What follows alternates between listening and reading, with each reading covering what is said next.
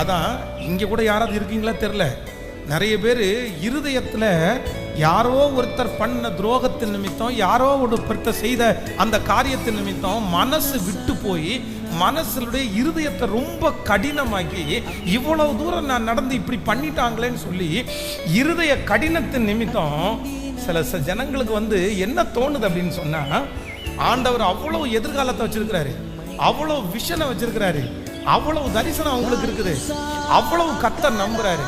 ஆனா இந்த பர்சன் என்ன கேட்கிறாரு அப்படின்னா, நான் வாழ்ந்து என்ன? ஹலோ, இருதய கடினம் உங்களுக்கு மூணாவது உங்களை எங்க கொண்டு போய் விட்டுரும் தெரியுமா? உங்களுக்கு இருக்கிற எந்த தரிசனத்தையும் உங்களுக்கு முன்னாடி கொண்டு காமிக்காது. ஒன்னே ஒன்று மட்டும்தான் உங்களுக்கு முன்னாடி இருதய கடினம் கொண்டு விடும். என்ன விடும் அப்படின்னா, நான் என்ன பண்ணணும்? நான் சத்தமா சொல்லுங்க.